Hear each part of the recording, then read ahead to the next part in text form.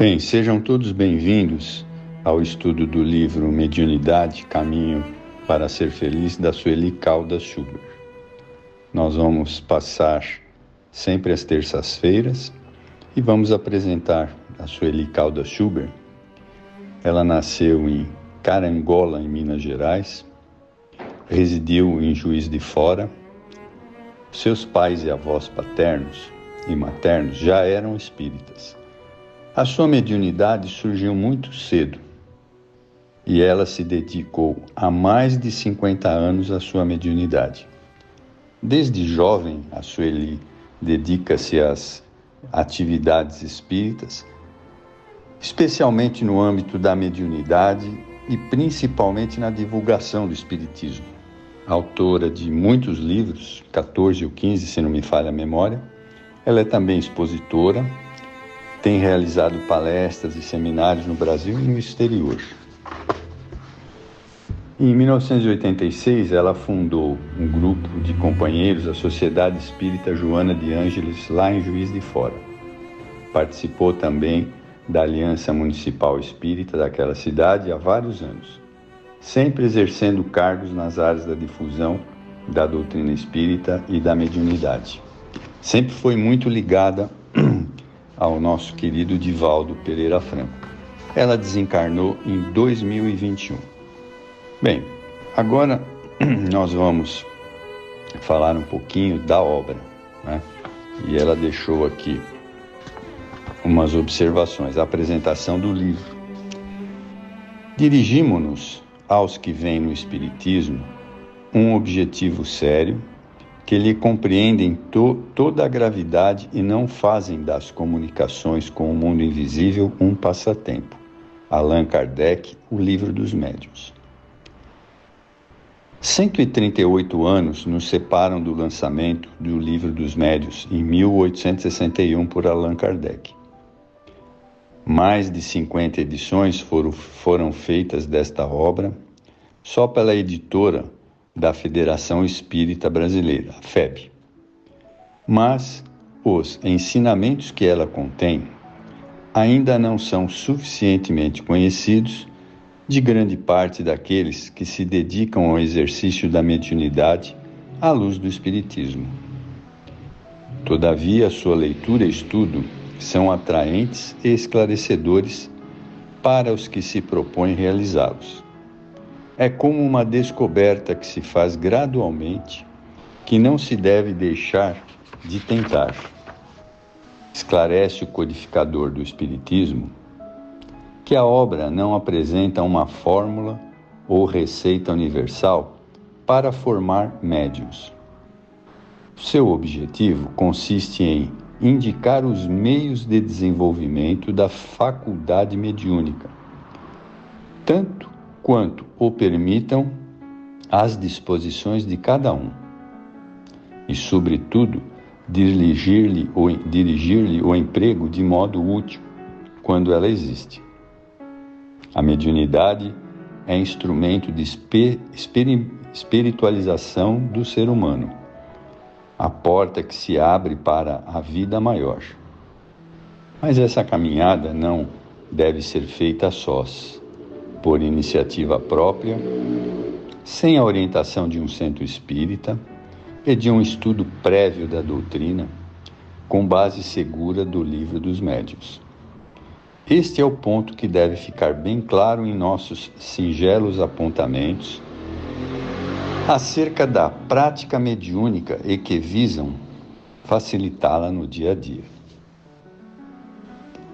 Este livro é para você, que é médium ou que trabalha nas várias atividades de uma reunião mediúnica ou que se interessa pelo assunto.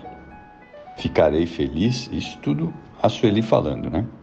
Se ele lhe facultar e facilitar as tarefas neste iluminado campo da mediunidade sob diretriz espírita. Não tenho a pretensão de ditar normas, e sim contar as minhas experiências, sempre em bases doutrinárias, o que é uma garantia de segurança e bom êxito. Nestas páginas está uma parte da minha vivência dos meus estudos e observações ao longo de 40 anos neste labor constante e extremamente feliz que o intercâmbio com os espíritos me proporciona. Quanto aprendizado e quantas surpresas, alegrias e emoções me enriqueceram a vida terrena graças a esse convívio espiritual. Jamais estive sós. Sempre senti as presenças amigas nesta sintonia de amor e luz. Quando as lutas recrudesciam, eu pressenti os benfeitores e amigos da espiritualidade a amparar-me, para que a esperança não esmorecesse e fosse a inevitável certeza de dias melhores. Quantos amigos novos surgiram nas reuniões de desobsessão, um número difícil de calcular para as estatísticas terrenas, mas sempre aquele imprescindível para a contabilidade particular, a fim de ajudar-me a sair um dia da inadimplência perante as leis divinas. Nessa fase decisiva para a humanidade, lanço um olhar ao futuro, antevendo o mundo de regeneração que se instalará, quando tudo estiver nos seus lugares, nessa imensa casa em reforma, que é o planeta Terra, no dizer de Emmanuel. Ao mesmo tempo, o meu pensamento se volta para Allan Kardec, num preito de reconhecimento e de amor, que, aliado à falange do Espírito de verdade, se empenhou com todas as veras de sua alma para que o Consolador prometido por Jesus se tornasse bendita realidade entre os seres humanos. Tenho a certeza de que o insigne mestre leonês, no plano superior onde se encontra, ampara e inspira aqueles que se disponham a continuar e contribuir para a regeneração da humanidade. Para nossas reflexões, ao iniciarmos esta viagem através dos caminhos da mediunidade, registramos o belo convite de Joana de Ângeles, que é também uma esperança a ser concretizada. Vive de tal forma que deixes pegadas luminosas no caminho percorrido, como estrelas apontando o rumo da felicidade. Juiz de Fora, Minas Gerais, verão de 1999, Sueli Caldas Schubert. Bem, assim nós iniciamos esta obra, apresentando a autora e a própria obra. Mas vamos começar aqui pelo capítulo 1. Né? O capítulo 1 diz o que é o Espiritismo. Então vamos lá. Este é um tema de que você, possivelmente, já ouviu falar, já leu ou conhece alguma coisa a respeito. Mas, se o seu conhecimento advém de revistas, programas de TV ou de outros comentários, é quase certo que não seja adequado, visto que, praticamente, quase tudo o que transmitem e o que se diz está bem longe do que realmente é o Espiritismo. Bem, vocês podem notar, por isso que eu escolhi esse livro, que a Sueli escreve de forma bem simples e direta, né?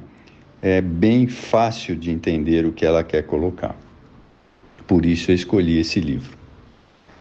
Assim vamos começar esta nossa conversa, que se estenderá pelas páginas desse livro, pelo começo mesmo. O Espiritismo é uma ciência que trata da natureza, origem e destino dos espíritos, bem como das suas relações com o mundo corporal. É uma doutrina filosófica de efeitos religiosos, como qualquer filosofia espiritualista, pelo que, forçosamente, vai ter as bases fundamentais de todas as religiões: Deus, a alma e a vida futura. Todavia, não é uma religião constituída, visto que não tem culto, nem ritos, nem templos, e entre os seus adeptos, nenhum tomou nem recebeu o título de sacerdote. Então, vejam, aqui cabe um parênteses, né? Porque muitos de nós trazemos de séculos e séculos atrás uma série de tendências, né? Então, o Espiritismo vai nos ensinar que devemos abolir toda essa prática material que as religiões nos ensinaram, né? Culto a imagens, acender velas e uma série de outras coisas que nós trazemos de outras vidas, né? Então, o Espiritismo, ele não tem cultos, ritos, não tem templos e principalmente não tem um chefe, né? E isso é ditado por todos os espíritos, né? Então, os espíritos é que comandam a doutrina espírita. Bem, mas vamos lá. Essas palavras de Allan Kardec, o codificador do Espiritismo, ele esclarece ainda que a doutrina espírita proclama a liberdade de consciência como direito natural e respeita todas as religiões. Isso nós espíritas devemos sempre ter em mente, né? Respeitar todas as outras religiões, quaisquer que elas sejam, por mais difíceis de entender que nos pareça. Devemos isso. Continuando.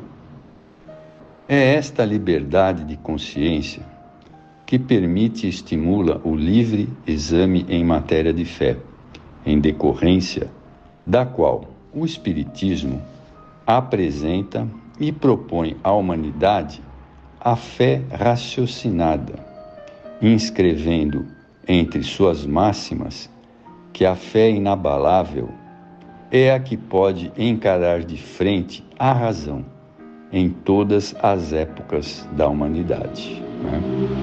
Então, a fé raciocinada significa que aquilo precisa fazer sentido para mim, né?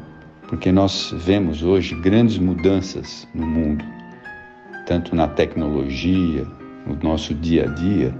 Então, isso precisa fazer com que esta fé que nós temos, ela esteja de acordo com a nossa razão. A doutrina espírita está alicerçada em 3 aspectos, a saber, ciência, filosofia e religião. Aquele indivíduo que tenha como base apenas um ou 2 destes aspectos, na verdade não compreendeu e nem assimilou o Espiritismo no seu todo e não estará praticando e divulgando de maneira completa. Então, para fixar bem, nós vamos repetir os 3 aspectos: ciência, filosofia e religião. É importante ressaltar que, no seu aspecto moral ou religioso, a doutrina espírita não se estrutura com nenhuma das características de quaisquer outras religiões, pois apresenta um entendimento avançado em matéria de fé, conforme citamos, ou seja, a fé raciocinada, que prescinde de cultos, imagens e rituais externos para se exteriorizar. Isto é uma compreensão nova, racional, lógica, sem superstições ou milagres. E sem castigos, né? A gente pode acrescentar. Pois vem demonstrar os fundamentos científicos de tudo o que o ser humano sacralizou como fatos mágicos e miraculosos, né? Então, no passado, nós tínhamos medo até da religião, né? Um Deus que simplesmente nos castigava, né?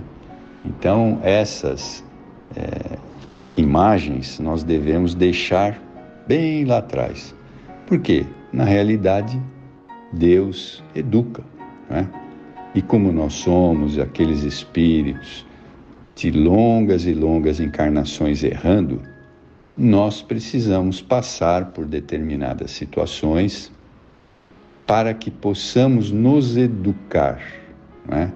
A doutrina espírita, ela foi colocada por Kardec segundo o que os espíritos lhe colocaram, né? Então isso é muito importante. Vem do plano superior o que Kardec colocou. E isso é muito importante, porque sendo aqueles espíritos de alto valor, espíritos superiores, eles nos dão o caminho para chegarmos até Deus, porque estamos muito longe de tudo isto, né? Então, nós temos que entender e estudar bastante a doutrina espírita. Bem, continuando. Em lugar de cultos externos, o Espiritismo evidencia a importância de termos como altar a natureza, com toda a sua majestosa beleza, pois todos os recantos do universo são abençoados por Deus. Demonstra que devemos adorar e amar o Criador em espírito e verdade e seguir a regra áurea que Jesus proclamou: amar a Deus sobre todas as coisas e ao próximo como a si mesmo, e adotar como bandeira luminosa a máxima de Kardec: fora da caridade não há salvação, né? Então, vejam que Jesus, ao colocar esta situação, amar a Deus sobre todas as coisas e ao próximo como a si mesmo, ele sintetizou tudo o que devemos fazer. Apenas isso.